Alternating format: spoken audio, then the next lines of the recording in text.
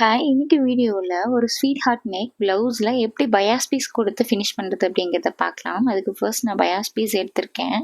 So அதை நான் 2ஆக fold பண்ணிவிட்டு நெக் லைன்ஸில் ஒரு 1/4 இன்ச் ஒரு பாயிண்ட் கேப்பில் வச்சு நான் ஸ்டிச்சஸ் போட்டுட்டு வரேன். இதில் நெக்கோட ஷார்ப் எட்ஜ் வர்றப்போ நீங்கள் உங்களோட கிளாத்தில் இப்படி ஒரு ஃபோல்ட் பண்ணிக்கோங்க. இப்படி ஃபோல்ட் பண்ணிவிட்டு கீழே எந்த டைரெக்ஷனில் கிளாத் இருக்கோ மெயின் ஃபேப்ரிக் உண்டான டைரெக்ஷனுக்கு கிளாத்தை வச்சுக்கோங்க. நெக்கோட ஷார்ப் எட்ஜஸ் எல்லாத்துலேயும் இதே மாதிரி ஃபோல்ட் பண்ணிவிட்டு நீங்கள் வந்துட்டு ஸ்டிச்சஸ் போட்டுக்கலாம். ஸ்டிச்சஸ் போடும்போது நெக்கோட கார்னரில் எட்ஜஸ் வந்துட்டு ஷார்ப்பாக இருக்க மாதிரி நீங்கள் வந்து ஸ்டிச்சஸ் போட்டுக்கோங்க.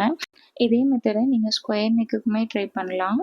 இந்த நெக்குக்கு நெக்கோட கார்னர்ஸில் கண்டிப்பாக வந்துட்டு நாச்சஸ் கொடுக்கணும். அதுக்கப்புறம் உங்களுக்கு தேவைன்னா மிடில்லையும் நீங்கள் சைடில் நாச்சஸ் கொடுத்துக்கலாம்.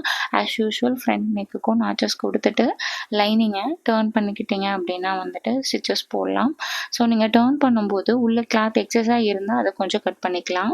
ஸோ இப்போ வந்துட்டு நான் வந்துட்டு ஃபோல்ட் பண்ணி ஸ்டிச்சஸ் ஃபஸ்ட்டு போடுறேன். டாப் ஸ்டிச் போடும்போது நெக்கோட கார்னர்ஸில் ரொம்ப பொறுமையாக ஒரு நிமிஷம் வந்துட்டு நீடியில் நிறுத்திட்டு அதுக்கப்புறம் ஃபேப்ரிக்கை மட்டும் டர்ன் பண்ணிவிட்டு நீங்கள் வந்துட்டு ஸ்டிச்சஸ் போட்டிங்க அப்படின்னா எட்ஜஸ் ரொம்ப ஷார்ப்பாகவும் நீட்டாகவும் இருக்கும்.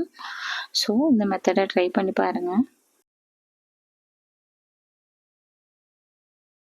டாப் ஸ்டிச் போட்டதுக்கப்புறமா நெக்கோட அவுட்லுக் வந்துட்டே இருக்கும். ஸோ இப்போ வந்துட்டு இதிலே வந்துட்டு ஒரு 1/4 இன்ச் கேப்பில் இன்னொரு ஸ்டிச் வந்துட்டு போட்டுக்கலாம்.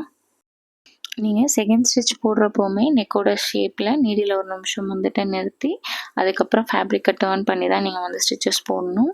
இந்த மாதிரி ஷூயிங் வீடியோஸ்க்கு மறக்காமல் சேனலை சப்ஸ்கிரைப் பண்ணிக்கோங்க. தேங்க்யூ.